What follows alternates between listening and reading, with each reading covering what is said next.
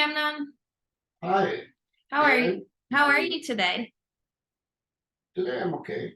Well, that's good to hear. Thanks for joining me today and coming into session with me.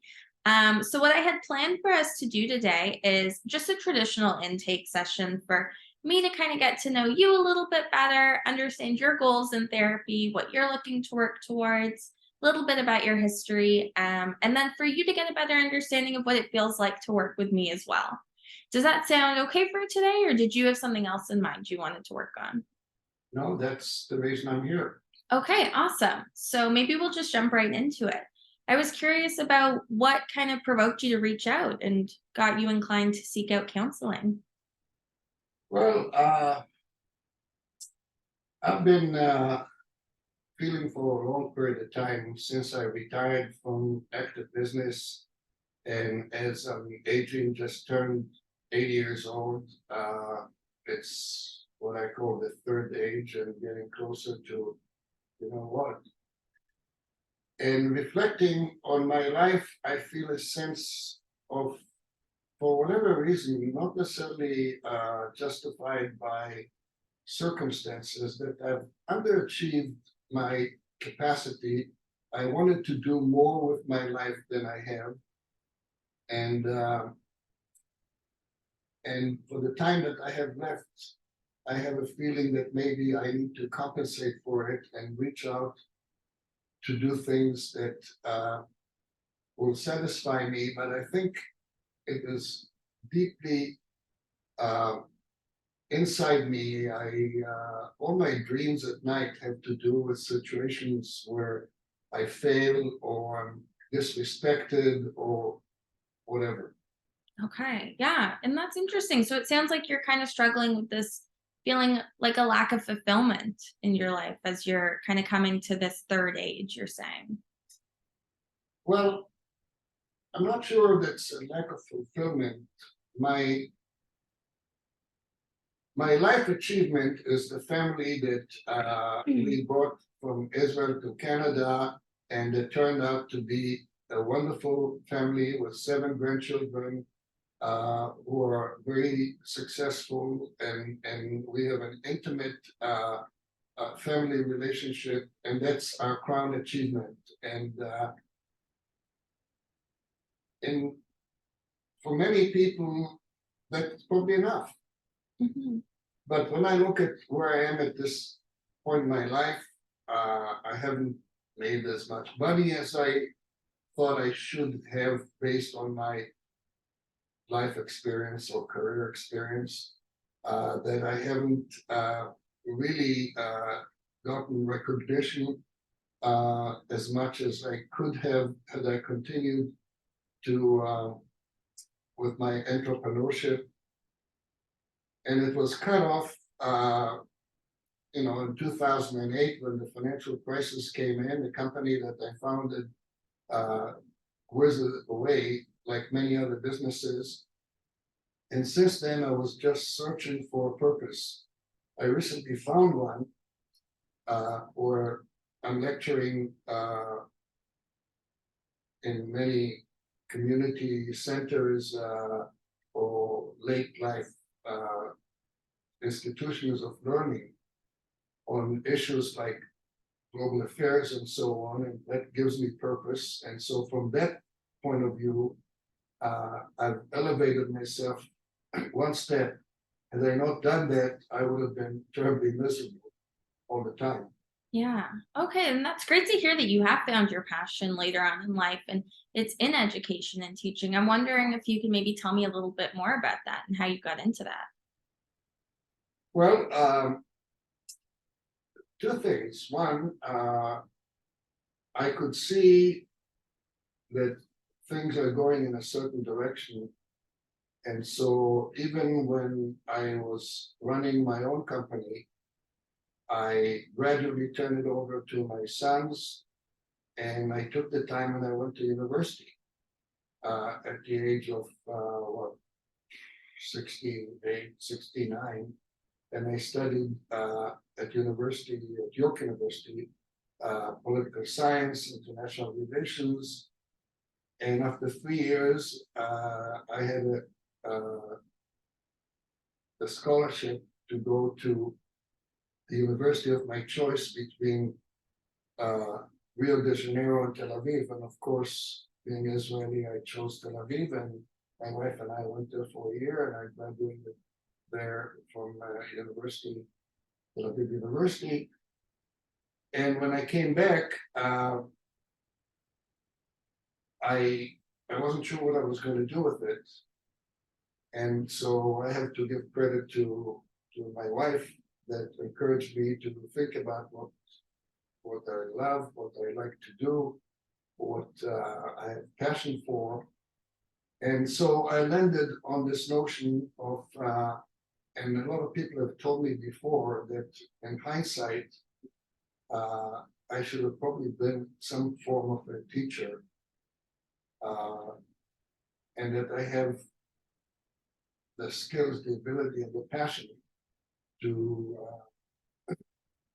lecture and so on. So I took the initiative, and now I'm doing it almost as a full-time job. But at the same time, in terms of my psyche, if you will, I still feel that at this point in time in my life, I should have had a larger portfolio of achievement, and justified or not. Yeah. Okay, so that's so interesting to me. So I'm curious about like what in an ideal world that portfolio would look like of accomplishments and achievements. To be honest, I haven't really contemplated it much. You know, in my professional career, there were two events that upset my career path, if you will. One was in 2000, when there was the dot-com crash, and the company that I just was with, crashed with it. And then in 2008, there was the financial crisis that caused my company to crash again. And maybe that is on my mind, in the sense that in both situations, I thought that I had the right vision, that I had the right team, that I had the right strategy, and circumstances that I now feel, or even then felt were beyond my control, resulted not in a failure, in the sense that, my life continues and I'm comfortable. I'm not rich, but I'm comfortable. And so maybe that is in the back of my mind, that I should have done more, and also passed on to my children an enterprise that they could continue and manage. Yeah, and it's interesting to me that you're able to reflect on both of those scenarios and recognize that in both of them, the circumstances were out of your control, but they still had an impact on you and your well-being. So I'm curious to hear a little bit more about how you were feeling on more of an emotional level, specifically during that first incident in the 2000. Well, only on reflection, meaning that at the time you are in a battle and a fight, even though you know that the odds are against you, because what's been happening is a global event. It's not one that you could have influence over, and it affected your company, it affected your customers, it affected the economy. And in hindsight, like anything else, I don't like to reflect and find excuses why things that I started and had passion for and grew and developed did not succeed. And I find myself right now talking about it and using those two global crises, if you will, maybe to satisfy my own mind, that Yeah. I couldn't have done any better. Hmm. Yeah, and that's interesting to me as well too. But I'm curious if maybe we can put the circumstances aside and just focus a little bit more on the emotions and the feelings that you were experiencing during that time. No, during that time, I was focused on just doing what needs to be done, looking after employees, looking after customers, trying to get investors on board, um, up to a point where it became apparent that the business model in that crisis is not going to work, and I took some risks, and most of the risks that I took actually panned out for a period of time. And because I was on a trajectory that would have probably got me to the destination, and it didn't, that remains on my mind as sort of an underachievement, even though Hmm. you could argue that, you know, these were beyond my control. Yeah. And I see that, you're holding space for both sides. On one side, you're holding space for the fact that you did the best you could and, the circumstances were too great. But on the other hand, you also recognize this as what might be a little bit of an underachievement. So it's nice to see that you have the self-awareness to hold space for both of those sides. And I'm curious about how it felt for you to be going through that time when you knowing that you were prioritizing your company and your employees so much. And how did you feel like you were taking care of yourself at that time? Well, I think if I had to prioritize,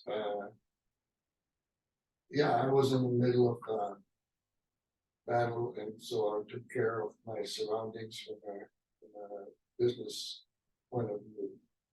My total priority was my family after that, Mhm. and myself was maybe third priority, maybe not even third. And so I didn't take good care of myself necessarily, or prioritize myself in this situation. If Okay. that makes sense. Yeah, that totally makes sense to me. And, reflecting back on that experience and having sitting here and verbalizing that, how does that feel for you to be processing right now? Well, uh, that's very interesting because I haven't verbalized this for the longest period of time. I'm carrying it with me, and now it affects me maybe because of the I'm getting to the sunset years where I know that I cannot have a do-over, Hmm. and so now, at this stage of your life, you kind of reflect back and try to get the balance sheet. What have I done? Have I done what I wanted to do and whatever? And so that weighs on my mind, and it reflects itself mainly not in my day-to-day life. I wouldn't say that I don't know what depression is from a clinical point of view, but I have moods. I'm a very emotional person. I'm very um, self-inspecting, but it comes back to me mainly when I have time for myself without surroundings, and it could be during sleep and dreams, or when I'm by myself, which I'm not very good at handling being by myself. Hmm. You know what I mean? I need a supporting environment around me, and I always seek to find it. Yeah. And so, you mentioned that you don't feel as comfortable or as inclined to spend time by yourself, or maybe it's a little bit harder for you. How did you come to that realization that time alone is maybe more difficult? Because I I do not have or I do not have the skills to when I'm by myself to relax and to just kind of let things flow in terms of my feelings. My mind always works on the next thing, the next project, the next thing that I need to do, and I have a multiplicity of thoughts that going through my mind all the time, and I never had any call it training how to truly relax, Hmm. and I don't have, some people relax when they read a book. I can read a book, and at the same time, while I'm reading it, I'm thinking about many other things. Hmm. Um, so I'm not good at relaxing my mind and zoning in on my feelings. Yeah. Does that make sense? That totally makes sense to me. Yeah, it sounds like you've got a lot going on through your mind and a lot that you're processing. And I'm wondering if there's a time that you can recall, and if not, that's okay, where you felt like you really truly were completely calm and at peace. Well, that sounds almost silly to many people, but my passion is football, soccer, and whenever I'm engaged with soccer by either watching a game or reading about a game or anything to do with it, gets me into a zone where that's all I think about. Uh, that's the only sort of outlet I have. Uh, it's interesting that that's from childhood, Hmm.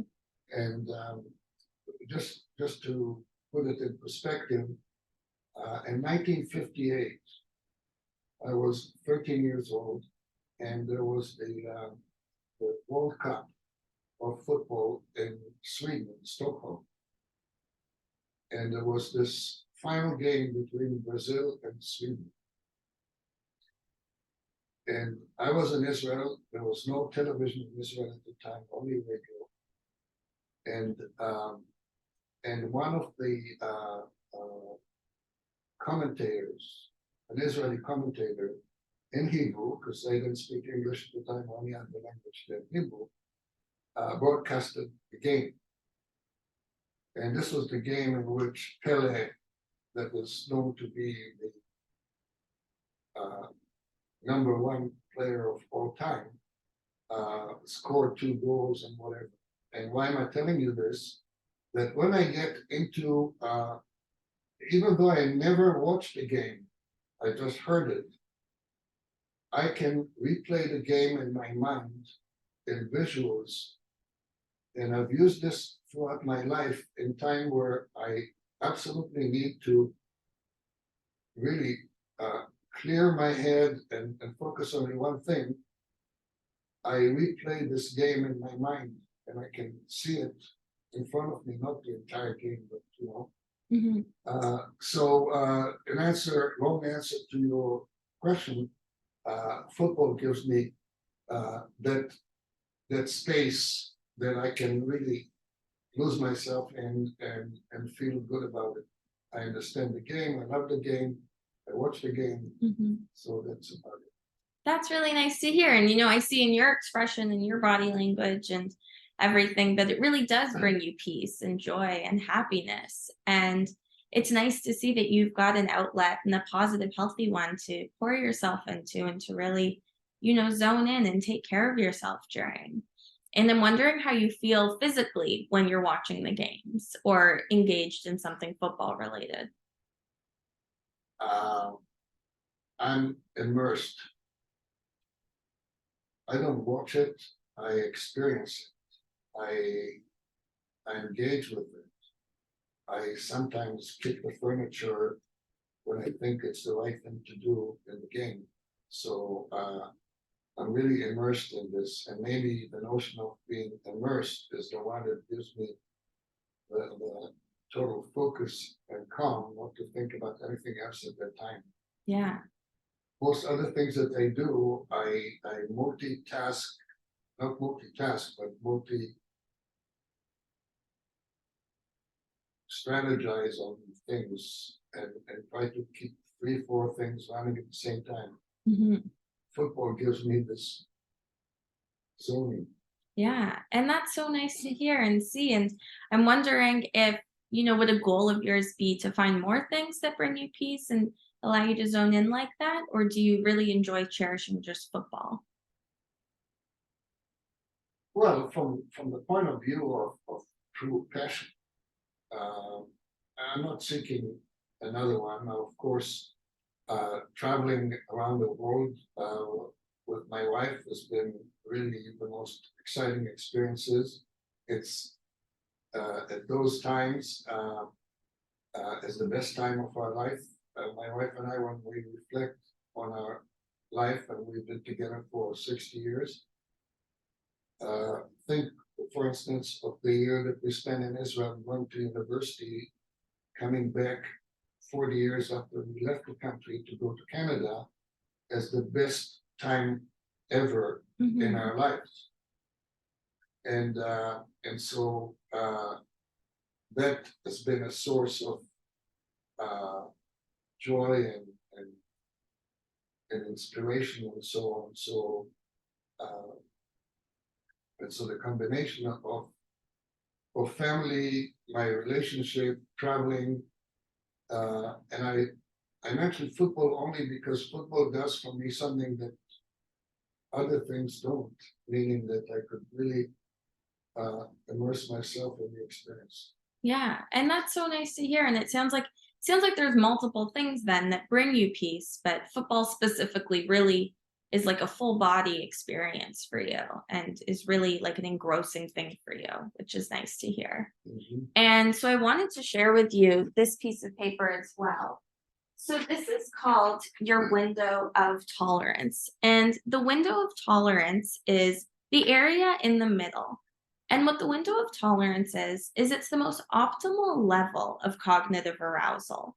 So in that place, we're best able to handle emotions like stress, upset, happiness, sadness, really anything. And there's a little ribbon going through it because it's dynamic, it's always changing. So, for example, my window of tolerance is smaller, and maybe I'm a little bit more irritable when I'm tired or I haven't eaten, so I'm hungry. And maybe there's less flexibility for me within that space. So, it sounds to me like you're in your window of tolerance when you're watching football, when you're with family or traveling. Would that be right to say? Absolutely. I Yeah. never thought about it this way, but absolutely. And then, yeah, awesome. And then if you look above that, it's an area called hyper arousal. So that's an increased level of cognitive arousal. So just above the optimal region. And this is when we typically enter that fight or flight mode. So, we're stressed, maybe our palms are sweaty, our heart rate's increasing, our breathing's heavier, things like that. And so it sounds to me like maybe you're in your window of tolerance when you're watching football and things like that and with family, but maybe you're not in your window of tolerance the same way when you're partaking in other everyday activities. Can you think of an experience or a time where maybe you were in that state of more hyper arousal? Oh, absolutely. Lately, I don't mean to go back too far. I'm an emotional person. Uh, I invest emotions in what I do and what I read and what I see and what I think, and I react to it uh, in a manner that in a manner where I'm getting invested in the situation. Mhm. And when I see wrong and I can't write it myself, I get very frustrated, angry, and at some point in time, really beyond angry, like hateful toward that wrong, whatever that wrong is. And to give you an understanding, for instance, when I look at misinformation and disinformation on social networks, um, and I see that you know that our society has been, you know, what's the word I'm looking for? Poisoned with this vitriol and with everything that you know about what's going on, particularly in times of war, or if it's the Russia, Ukraine, if it's Israel, Hamas, or whatever it is, that then I go over the top. Yeah. And when I go over the top, I find it difficult to bring myself down and say, you know, I personally cannot do a whole lot about it. Hmm. But why am I taking it so harshly, Yeah. if you know what I mean? And so that's my hyper arousal kind of thing. Hmm. When I see people on TV who say things that I know and understand are not right, or are deliberately deceiving or outright lies, my blood pressure goes Yeah. way up. Yeah. And, thank you for sharing that with me and being vulnerable and, explaining that you connect to that experience because it's definitely something that we all experience. And I think the goal in therapy, or what something that I'd like to try and work towards together, is not to stay out of hyperarousal, but to be able to identify when you're in that state of hyperarousal and make it easier to flip between hyperarousal and your window of tolerance. I feel, how would you feel about that? Well, I have witnesses who would say that I overreact, um, sometimes to the point of blowing up Hmm. disproportionately. So my reaction is very or too emotional, if you will, Yeah. or not emotional so much as not disciplinedly controlled. Hmm. And so I can get over the top over something that, other people would say, well, that's stupid. And Hmm. I'd say, no, that is hurtful and that could cause this and that. And I want to see who this person is, and I want to follow up, and I want to respond to it. I want to do something about it. That's been always my thing, not to be neutral about things that I care about. Yeah, absolutely. And I always ask myself, what can I do? And immediately try to go to do something. Hmm. And when I realize that I have limited uh, opportunity to do anything, that's where I get into negative emotions that Yeah. are, um, you know, uh, trying to hurt the other person, find them, shame them, or whatever, which is negative energy that I'd like to bring down, because that's the way it is, and it's not something that I could control. Hmm. Yeah. Well, thank you again for sharing that. And